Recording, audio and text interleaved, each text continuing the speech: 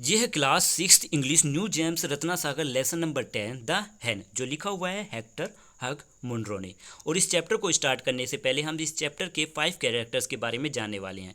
यहाँ पे first character है मिसिस सेंग्राइल, जो इस घर की ओनर है। इनका एक बेटा भी है जिसका नाम है यहाँ पर क्लोविस, और ये क्लोविस हैं। और इनके घर पर एक मेहमान आई हुई हैं जिनका नाम है जेन मार्टलेट, और एक और मेहमान जिनका नाम है डोरा, वो इनके घर पर आने वाली हैं। और लास्ट कैरेक्टर हैं इनके सर्वेंट जिनका नाम है बटलर या फिर स्टरेज। अब इसी चैप्टर को हम स्टार्ट करने वाले हैं, और इस चैप्टर के स्टार्टिंग से पहले हम इस चैप्टर के इंट्रो के बारे में जान लेते हैं। इंट्रो में लिखा हुआ है कि मिसिस सेंग्राइल के घर पर एक मेहमान आई हुई हैं जिनसे वो बहुत परेशान हैं, और एक और गेस्ट उनके घर पर आने वाली है। क्या उनका बेटा क्लोविस किसी तरीके से अपने इस मेहमान को, जिससे वो परेशान है, वो उसे मना पाएंगे अपने घर से जाने के लिए, और इसकी बारे में उनकी मदर को भी ना पता चले। तो इसी स्टोरी को अब हम पढ़ने वाले हैं। देखो, अब स्टोरी की यहाँ पे स्टार्टिंग हुई है कि क्लोविस अपनी मदर से बातें कर रहा है, और क्लोविस पूछ रहा है कि डोरा, जो उनके घर पर मेहमान आने वाली हैं, क्या वो थर्सडे को ही आएंगी, इसी नेक्स्ट थर्सडे को। मदर इस पर सिर हिलाते हुए हाँ में जवाब देती है। तो क्लोविस कहता है अपनी माँ से कि आपने ही इसके लिए आपकी ने ही ये सब किया होगा। जेन मार्टलेट पहले ही 5 दिनों से यहाँ पर रुकी हुई हैं, और वो अपने 14 डेज़ को कंप्लीट किए बिना यहाँ से नहीं जाने वाली। और आप किसी भी तरीके से उन्हें यहाँ से थर्सडे से पहले, यानी जब डोरा आने वाली हैं उनसे उसी से पहले यहाँ से उन्हें नहीं भेजने वाली। तो मिसिस सेंग्राइल कहती हैं कि क्यों, मैं ऐसा क्यों करूँगी, क्यों मैं जेन को यहाँ से भेजना चाहूँगी, क्योंकि जेन और डोरा तो बहुत अच्छी दोस्त हैं, क्या वो अच्छी दोस्त नहीं है। तो क्लोविस पर जवाब देता है, दे यूज टू बी, वो हुआ करती थी जहाँ तक मुझे याद है। क्या मतलब है कि वो हुआ करती थी? क्या किसी तरीके से उनके बीच में कोई कड़वाहट आ गई है? क्या हुआ है आखिरकार?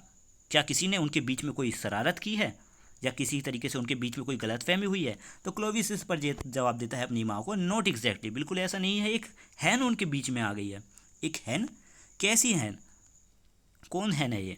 तो यहाँ पे क्लोविस जवाब देता है, ये किसी ब्रोंज लेग होर्न नाम की कोई नस्ल है किसी हैन की, या फिर किसी फॉरेन कंट्री से आई हुई एक हैन है जिसको डोरा ने जेन को एक हाई प्राइस पर बेचा था। जेन ने सोचा इस हैन के जरिए उसकी पैसे कमा सकती है, और जब वो उसके पास इस तरीके की बहुत सारी हैंस इकट्ठे हो जाएंगी। पर ये जो बर्ड उसने जो हैन उन्होंने डोरा से ली थी, वो एक एक्सटेनर निकली, यानी एक ऐसी हैन जो एग नहीं दे सकती थी। मिसिस सेंग्राइल कहती है अपनी बेटी से, ये तो बहुत ही बुरा हुआ, और ये बहुत ही परेशान वाली सिचुएशन है, बहुत ही भयानक सिचुएशन आ चुकी है। क्या तुम्हें लगता है कि डोरा और जेन आपस में बात नहीं करेंगी? तो क्लोविस इस पर जवाब देता है, मुझे तो इसके विपरीत ये लगता है कि हम जब वो बहस करेंगी आपस में आमने सामने आने पर, तो हमें तो उन्हें रोकना भी बड़ा ही मुश्किल हो जाएगा। मिसिस सेंग्राइल कहती है, अब तो मैं डोरा को भी नहीं रोक सकती, क्योंकि मैंने पहले ही उसकी एक विज़िट पोस्टपोन कर चुकी हूँ, और अब कोई चमत्कार ही हो सकता है कि जेन अपने फोर्टनाइट को पूरे किए बिना, यानी अपने 14 डेज़ को पूरे किए बिना ही यहाँ से चली जाए। तो क्लोविस इस पर जवाब देता है कि मैं अपना बेस्ट ट्राई करूँगा और इन्हें यहाँ से बेचने की कोशिश करता हूँ। ठीक है। तो यहाँ पर वो थोड़ी सोच रहा होता कि उसे क्या करना चाहिए, और सोचने के बाद देखो अब उसने क्या प्लान बनाया है। एक बार क्लोविस और जेन मार्टलेट, यानी उनकी गेस्ट, चाय के समय बैठी हुई होती हैं। तो क्लोविस बड़बड़ाते हुए कहता है कि जो नौकर हैं इनके, ये सिरदर्दी का कारण बनते हैं। तो जेन इस पर कहती है कि मुझे तो ऐसा नहीं लगता जैसे तुम कंप्लेन कर रहे हो, तुम्हारी मदर के पास तो इतने अच्छे नौकर हैं, और वो कितनी लकी है। स्टरेज को ही ले लो, वो भी कितने सालों से तुम्हारे साथ है। और क्लोविस कहता है, यही तो मुसीबत का कारण है, जब सर्वेंट आपके साथ सालों तक रहते हैं, यही आपकी सिरदर्दी का कारण बनते हैं। और ये स्टडीज ही हैं जिनके बारे में तब से सोच रहा हूँ, जब से मुझे पता चला है कि जो सर्वेंट है वो परेशानी का कारण बनते हैं। तो यहाँ पे जेन पूछती है कि इतना अच्छा तो है स्टरेज, वो किस तरीके से आपको परेशान कर रहा है, या किस तरीके से आपकी परेशानी का कारण है, मैं तो इस पर विश्वास नहीं कर सकती। तो क्लोविस कहता है कि हाँ, मैं जानता हूँ कि स्टोरेज बहुत ही अच्छा है, और उसके बिना हम ज़्यादा कुछ नहीं कर पाएंगे, पर उसका जो ये काम करने का तरीका है कि वो नियमों के साथ सही काम को सही ढंग से करता है, इसने उस पर बहुत ही बुरा असर डाला है। क्या तुमने कभी सोचा है कि तुम्हें एक ही काम दिया जाए और उसी काम को आप सही ढंग से, सही मैनर से उसी को काम को कई सालों तक करते रहो, काफ़ी समय तक, तुम्हें कैसा लगेगा? तो जेन इस पर कहती है, मैं तो बिल्कुल पागल हो जाऊंगी। एग्जैक्टली बिल्कुल यही तो मैं सोच रहा हूँ। स्टरीज मतलब स्टरीज के बारे में बोल रहा है। तो जेन पूछती है एक क्वेश्चन मेरे में, क्या स्टरीज भी पागल हो चुका है क्या? नहीं। तो यहाँ पे क्लोविस कहता है कि ज़्यादातर समय तो वो बहुत ही ठीक रहता है और भरोसे के लायक रहता है, पर कभी कभार ऐसा होता है कि वो हमारे उसे वहम होने लगता है, भ्रम होने लगता है। और जब उसे ये भ्रम होता है तो वो हमारी सिरदर्दी का कारण ही नहीं बल्कि हमारी शर्मिंदगी का भी कारण बन जाता है। और फिर जेन पूछती है कि आखिर किस तरीके का भ्रम होता है उसे, क्या वहम होता है उसे? तो इस पर क्लोविस जवाब देता है कि उसका जो भ्रम है वो ज़्यादातर हमारे आए हुए घर पर आए हुए गेस्ट के लिए होता है। जो हमारे घर पर गेस्ट आते हैं उनके लिए उसे वहम हो जाता है। तो जेन कहती है कि क्या तुम ये कहना चाहती हो कि तुम्हारा नौकर यानी स्टरेज किसी तरीके से हमारे लिए खतरनाक है? क्लोविस इस पर जवाब देता है, इसके बारे में तो मैं बिल्कुल कुछ नहीं कह सकता, पर कभी कभार वो उसके मन में गलत फहमियाँ आने लगती हैं, कुछ विचार आने लगते हैं जो हमारे घर पर मेहमान आए हुए होते हैं, और यही विचार एक गलत स्थिति में बदल जाते हैं। और मैं तब से इसी बात से चिंतित हूँ अब तक कि स्टडीज के बारे में। तो जेन पूछती है कि किस तरीके का उसे भ्रम होता है, किस तरीके का इमेजिनेशन वो करता है, और कौन है वो जिसके बारे में वो इमेजिन कर रहा है? तो क्लोविस कहता है कि ये आप ही तो हैं जिनके बारे में उसे भ्रम है। जेन कहती है मेरे बारे में वो भ्रम करता है? तो क्लोविस सर हिलाता है इस बात पर कि हाँ, वो आप ही को आपकी ही बारे में भ्रम कर रहा है। जेन पूछती है कि ऐसा कौन है धरती पर जिसको देखकर उसे लगता है कि मैं उसकी तरह हूँ या फिर वो मुझे उसकी तरह समझता है? तो इस पर क्लोविस जवाब देता है वो आपको क्वीन एनी समझता है। ये एक अनएक्सपेक्टेड आंसर था उनके लिए। तो जेन कहती है क्वीन एनी, ये ऐसा कैसा विचार है उनका? पर फिर भी वो तो कोई खतरनाक नहीं थी, वो तो एक अच्छी लेडी थी। बस मुझे इनके बारे में एक ही बात याद है कि वो अब डेड हो चुकी है, मतलब मर चुकी है, आखिरी बात उनको यही याद है। तो क्लोविस कहता है एग्जैक्टली बात यही तो है कि वो मर चुकी है। तो जेन पूछती है मतलब क्या है, क्या वो मुझे क्वीन एनी का गोश्त समझता है? नहीं। क्लोविस जवाब देता है कि नहीं, वो आपको गोश्त नहीं समझता, बट आप गोश्त की तरह लगती भी नहीं हो। आप इतनी जीती जागती और बिल्कुल तंदुरुस्त हो, कोई ऐसे गोश्त के बारे में तो सोच भी नहीं सकता। बस वो अपनी पूरी ज़िंदगी में उसने आदी हो चुका है, वो उसने ये वहम बना लिया है कि वो हर चीज़ को क्वीन एनी के साथ जोड़कर देखता है, चाहे वो चीज़ मर चुकी हुई हो या फिर क्वीन एनी के साथ हुई हो, वो दूसरे के साथ उन चीज़ों को जोड़कर देखता है। एनी हाउ उसने आपकी बातें भी सुनी है कि किस तरीके से आपने अच्छे दिन बिताए हैं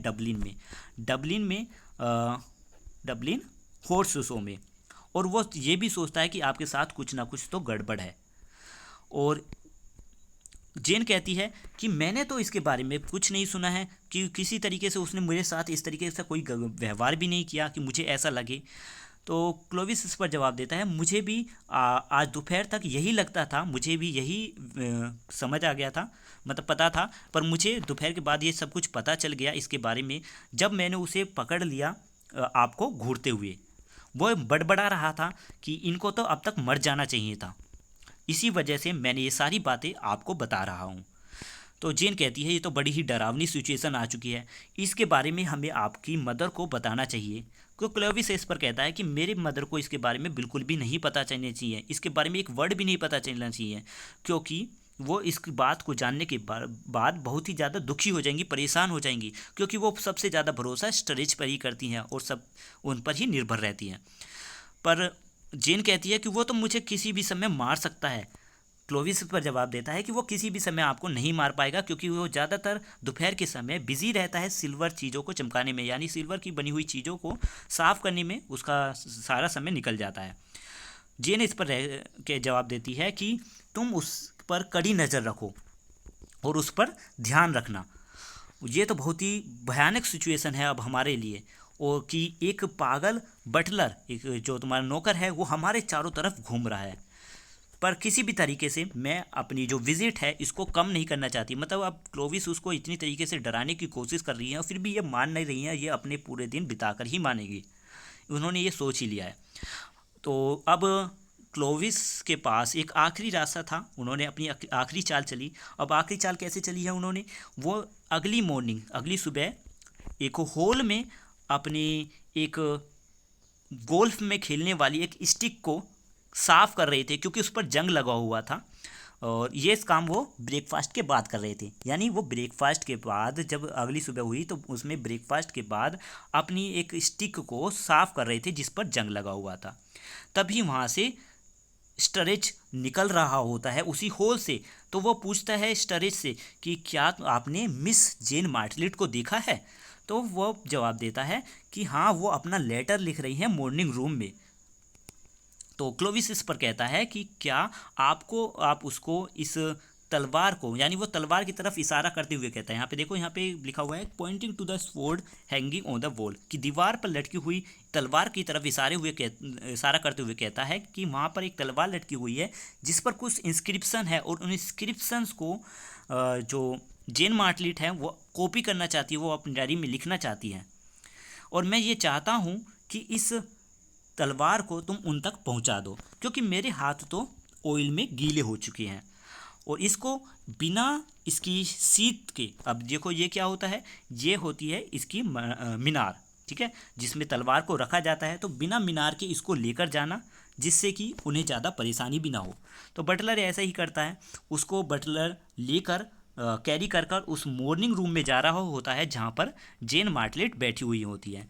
जेन मार्टलेट एक दरवाजे के पास बैठी हुई है, जैसे पिक्चर में दिखाया हुआ है, यहाँ पे एक दरवाजे के पास बैठी हुई है, और इस दरवाजे में नीचे की तरफ सीढ़ियाँ जा रही होती है, और वो यहाँ पर चेयर पर बैठी हुई हैं। तो यहाँ पर जब दरवाज़ा खोलता है तो यहाँ पे पता चलता है कि जेन मार्टलेट जो है बड़ी रफ्तार से, बड़ी स्पीड से उस दरवाजे से निकल चुकी हैं जहाँ पर सीढ़ियाँ हैं।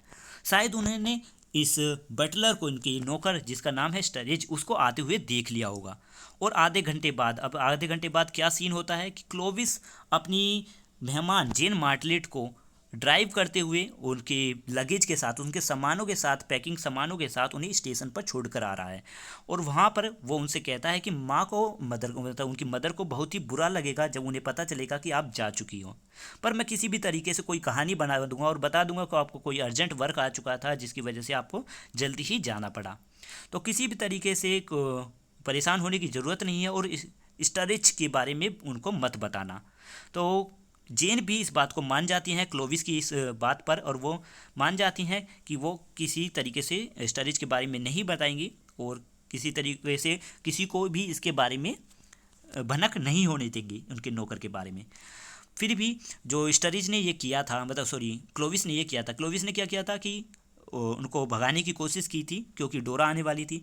पर क्लोविस को पता चला कि जो भी उन्होंने काम किया है, कि जितनी भी उन्होंने मेहनत की है वो सारी मेहनत बेकार हो चुकी है, क्योंकि सेम डे एक लेटर आता है उनके घर पर, जिस लेटर में पता चलता है कि डोरा ने अपनी विजिट को पोस्टपोन कर दिया है, मतलब अब वो बाद में आने वाली है। यानी कि क्लोविस ने जितनी भी मेहनत की थी वो सब बेकार हो गई, क्योंकि डोरा तो लेट आने वाली है, क्योंकि डोरा की वजह से ही वो इस यहाँ से इन्हें निकालना चाहते थे कि जेन मार्टलेट चली जाए और डोरा यहाँ पे आ जाए, जिससे इनके बीच में लड़ाई झगड़ा भी ना हो। अब यहाँ पे जेन मार्टलेट भी चली जा चुकी हैं, और जो डोरा है वो भी अब नहीं आने वाली, तो सारी मेहनत इनकी बेकार हो चुकी है। यही सारा चैप्टर था, जो कि आप चैप्टर फिनिश हो चुका है। इसके क्वेश्चन आंसर भी आपको जल्दी ही इस चैनल पे मिल जाएंगे, या फिर आपको इस वीडियो की डिस्क्रिप्शन में मिलेंगे, या फिर आप प्लेलिस्ट में जाकर देख सकते हैं। Class 6th English new James answer के नाम से एक प्लेलिस्ट होगी जहाँ पर आपको इसके आंसर मिल जाएंगे। और अगर वीडियो अच्छी लगी है तो लाइक ज़रूर करना। Thank you, have a nice day, bye.